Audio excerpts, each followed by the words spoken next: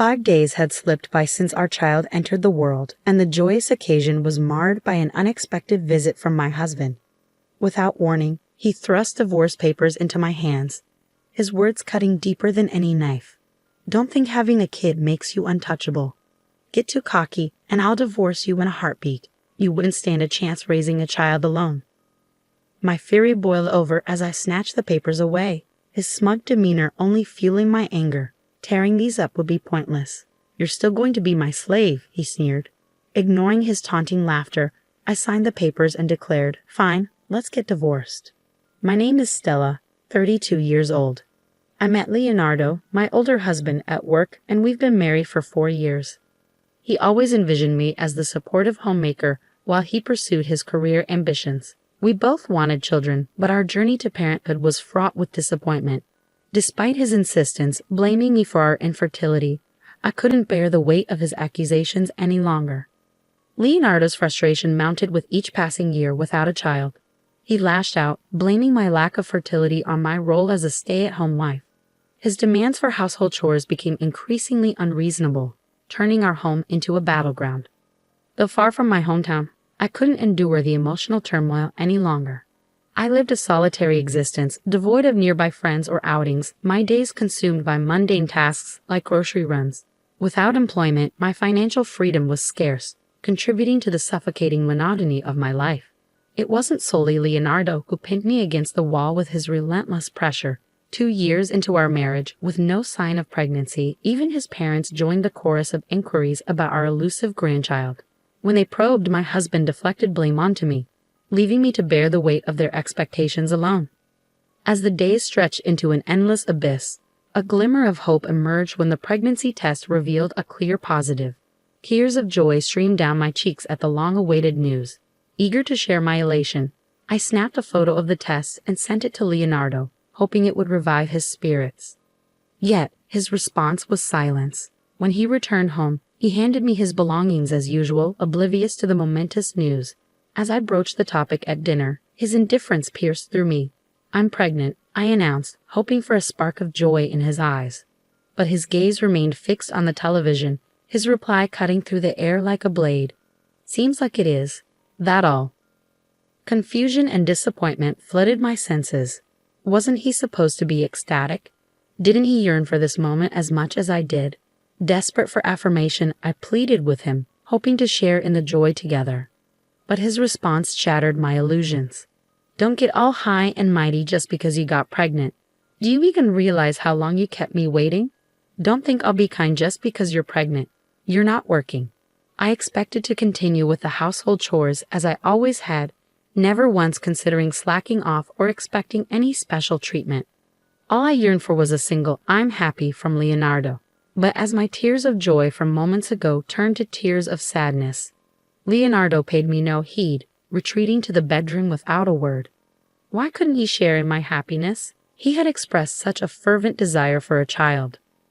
At the obstetrician's office, the news of expecting twins should have been cause for celebration, yet Leonardo remained stoic.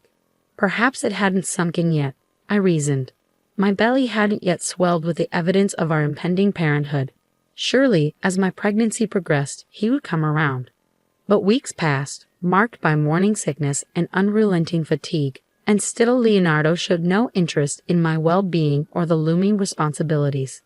During a routine checkup, a chilling truth was revealed. The risk of miscarriage loomed over us. "Please try to rest as much as possible," the doctor urged. The word miscarriage cast a shadow over everything, but I clung to the hope that our babies would survive. The doctor's prescription was clear: bed rest at home. Desperate for Leonardo's support, I reached out to him, but once again silence met my plea. Even when I shared the news of the checkup upon his return, his demeanor remained unchanged. Struggling through the days, I realized that I couldn't endure this alone. That evening, I made the decision to retreat to my parents' house earlier than usual. As I prepared to leave, Leonardo's parting words stung, reminding me of my responsibilities. "Don't let yourself go at your parents' place.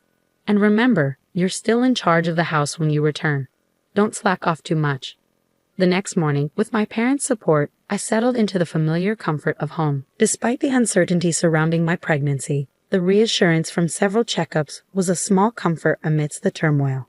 When I reached out to Leonardo to share the news of my latest checkup, his response was curt, lacking the warmth I longed for. But what truly shattered my illusions was the unexpected sound of a woman's voice on the other end of the line, calling out to Leonardo. It was a jarring realization, confirming my suspicions that his love for me had waned. Rubbing my growing belly, I resolved to face the truth. Leonardo's cold demeanor finally made sense. I couldn't deny the reality any longer. As I contemplated my next steps, a longing for freedom surged within me. Cooped up at home for nearly 2 months, I yearned for a taste of the outside world. On a warm, sunny day, I ventured out for a walk, the vibrant greenery offering a brief respite from my turmoil. Unexpectedly, I heard my name called from behind. It was Jameson, my childhood friend, who had stumbled upon me. Despite years apart, our reunion was filled with warmth and nostalgia. Over tea, we shared stories of our lives. Jameson, now a lawyer, had recently opened his own practice, offering a glimmer of hope for a new beginning. I had a sudden realization. In cases of infidelity, there's a possibility of claiming compensation, right? I accidentally voiced this thought, and Jameson's demeanor shifted to one of seriousness. Sensing his concern, I found myself divulging thoughts I had kept buried deep within me. The struggles to conceive, my husband's emotional detachment, and the pain of witnessing his intimacy with another woman all poured out. As I spoke, tears welled up, the weight of my emotions becoming too much to bear. Despite not being in the prime of my youth, I found myself breaking down, heedless of the onlookers around me. Jameson's stooping words brought a sense of calm, his promise of support a beacon of hope in my darkness. "Let's gather evidence," he urged, his determination unwavering. "You can't fight without proof of infidelity. Anything will gather physical evidence." Grateful for his guidance, I agreed to enlist the help of a private detective agency recommended by Jameson. With their expertise, we uncovered the painful truth. Leonardo had been entertaining his mistress in our own home, their affair flourishing under my unsuspecting gaze. The woman, a colleague from our workplace, had been well aware of his marital status, yet chose to engage in a clandestine relationship with him. It was a devastating blow, especially considering the timing coincided with Leonardo's growing frustration over our infertility struggles. Blaming me, he had treated me as little more than a servant, indifferent even in the face of my pregnancy. Anxiety gnawed at me as I faced the impending arrival of my first child. Little did I know, while I grappled with the uncertainties of motherhood, my husband was entangled in an affair with another woman. Learning this truth ignited a fury within me. So that was why he couldn't muster any joy when I finally conceived. While I endured the pains and anxieties of pregnancy, he reveled in his own pleasure. Mere divorce wouldn't suffice. I was determined to make him pay for his betrayal. With Jameson the lawyer by my side, we crafted a plan to ensure justice. Jameson's unwavering support bolstered my resolve, his genuine concern a beacon of comfort in my storm. On the day of my delivery, amidst the pain and anticipation, I brought 2 healthy twins into the world. Yet it was only on the 5th day that Leonardo deigned to show his face. His callous words pierced through me like daggers, his disdain evident even as I lay recovering from childbirth. "You took 9 days in the hospital, huh? What a luxury," he sneered. "You couldn't even get pregnant quickly, neglected your duties at home, and ended up with a C-section. You're a failure as a woman." His words were a cruel blow, especially considering the circumstances. He didn't even spare a glance at our newborns. Containing my rage, I accepted the piece of paper he thrust towards me. Divorce papers, already adorned with his signature. "Don't think having kids makes you untouchable," he spat. "If you slack off on housework because of them, it's instant divorce. You'd be in trouble if we divorced, right? I won't forgive you." My husband brandished the divorce papers before me, his actions igniting a fiery rage within me. I snatched the papers from his grasp, his taunts falling on deaf ears. "Tearing it up is useless," he sneered. "I can easily obtain another from the city office." Ignoring his derision, I retrieved a pin from my bag. "Fine, let's get a divorce. It's something I've been wanting too," I declared, my determination unwavering. "And I won't allow you near the children. I want you gone from this place as soon as possible." With those words echoing in my mind, I signed the divorce papers, Leonardo's sneer only fueling my resolve. As he reached out to snatch them back, his threats echoed through the room. "Do you even know what you're saying? How will you raise these kids alone? You should just be my slave for life. But I was resolute. I've already informed my parents of our decision. From now on, I'll live with them. I don't need a man who cheats on me, I countered, my voice steady despite the turmoil within. How long do you think that bravado will last? You can't make it without me. You'll regret it when it's too late, he warned, his arrogance palpable. However, before the tension could escalate further, a new voice cut through the room. Excuse me, my name is Mr. Wood, and I'm Stella's lawyer, Jameson announced, stepping into the fray.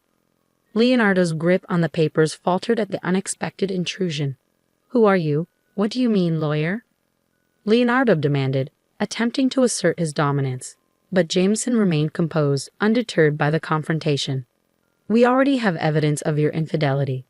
If you don't agree to the divorce, we'll proceed with mediation or a lawsuit. And if you refuse to negotiate compensation, we'll take this matter to court, Jameson stated firmly, his resolve unshakable. Caught off guard by the legal threat, Leonardo hesitated, allowing a moment of pause in the heated exchange.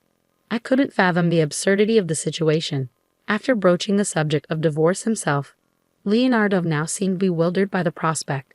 Jameson's persuasive arguments fell on deaf ears as I handed the signed divorce papers to him, seeking refuge in the authority of the law. Mr. Wood, please take care of this, I requested, passing the papers into Jameson's possession. Before Leonardo could react, Jameson swiftly secured them in his bag, his demeanor radiating confidence and authority. But Leonardo's disbelief quickly turned to desperation. You're joking, right? We're not really getting a divorce, are we? He pleaded, his voice tinged with panic. You know you can't manage without me, especially with twins. It'll be a financial burden. I met his plea with a steely gaze, refusing to waver. I can't believe you're the one who brought up divorce, and now you're saying this. We're still getting divorced, and I'll be seeking alimony. You never planned on contributing to household chores or child care, did you? His attempt to belittle me with threats of dependency only fueled my anger. Don't demean women by suggesting they become slaves, I snapped, my voice rising in indignation. From now on, if you have anything to say, go through Mr. Wood. There's no point in coming here. We have nothing more to discuss. As my words sank in, Leonardo's face flushed with rage, his fists clenched in fury. But before he could escalate the confrontation further, I stood my ground, unyielding in my resolve. With a cough from Jameson, Leonardo seemed to snap out of his anger, lowering his clenched fist in defeat. That's how it is, so please leave. Jameson's firm words seemed to deflate Leonardo, who left the room with slumped shoulders. Following that confrontation, I enlisted my parents' help to submit the divorce papers to the city office. Without any complications, the papers were accepted, and I was finally granted the official divorce I had sought. From that day forward, my phone was bombarded with incessant calls and messages from Leonardo. However, Jameson's professionalism shone as he adeptly handled the legal proceedings. With his assistance, I received proper alimony from both Leonardo and his affair partner, ensuring financial stability for the foreseeable future. Several months later, their affair was exposed at their workplace, leading to the woman's voluntary resignation and Leonardo's transfer to a rural area. Despite his attempts to start anew, rumors trailed him, resulting in social isolation and eventual dismissal from his job. Meanwhile, I returned to my parents' home, facing the challenges of child-rearing every day. Yet, with the unwavering support of my family and Jameson, I navigated through the trials of parenthood. In an unexpected turn of events, Jameson confessed his long-held feelings for me, expressing his willingness to embrace my past and build a future together. Without hesitation, I accepted his proposal, and we embarked on a new journey as a family. Now Jameson treats the twins as his own, and I am eternally grateful for his steadfast support. With Jameson by my side, I look forward to creating a happy and fulfilling life, starting anew.